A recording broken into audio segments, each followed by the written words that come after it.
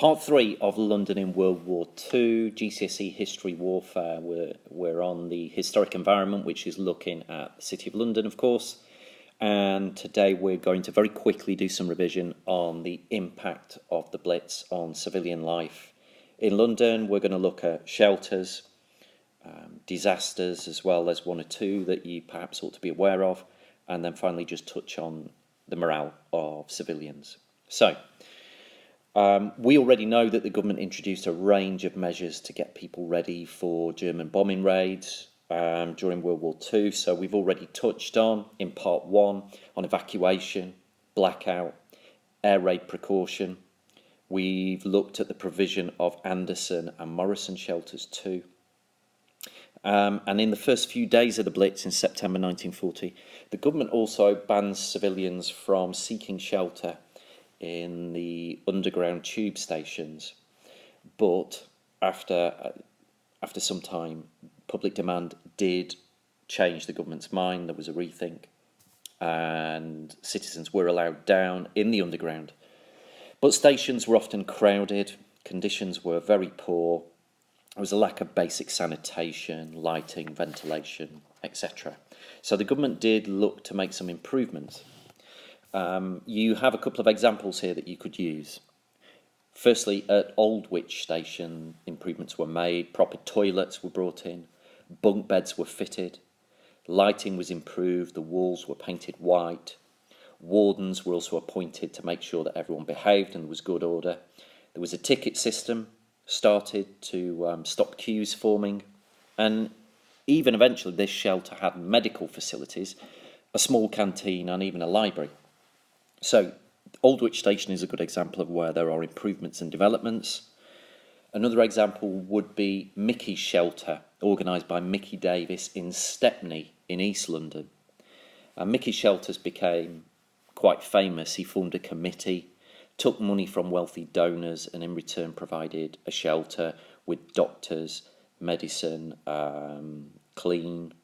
And these examples at Aldwych and at Mickey's Shelters did prompt the government to make some improvements in other areas, which of course helped with people's morale, helped foster good spirits and community spirit.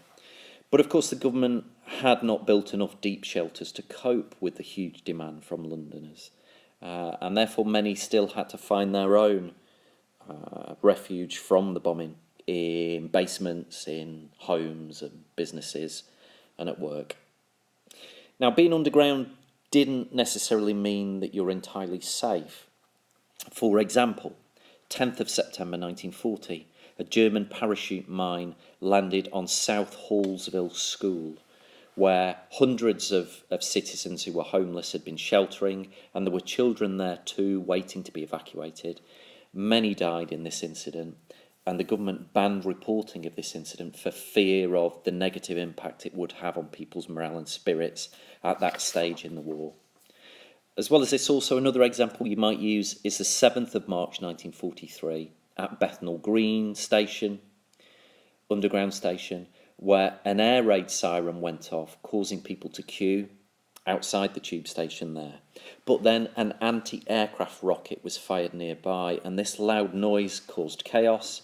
There was a rush to safety down the stairs, and there was a crush in which 173 people tragically died from crush injuries and suffocation.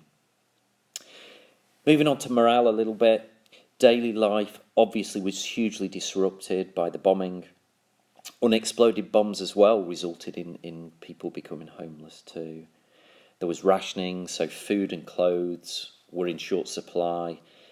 The blackout made getting around difficult, and of course when bombs go off, services like electricity, gas, water supplies are also damaged and disrupted.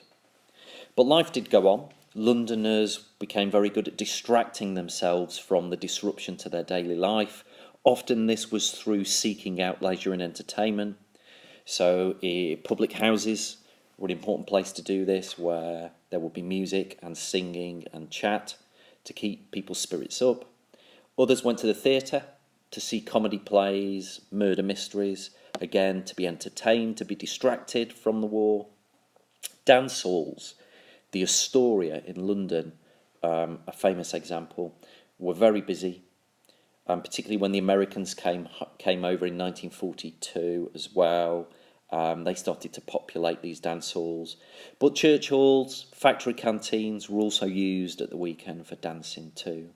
And all of this helped to escape the daily grind and hardship of the bombing and the rationing and World War II.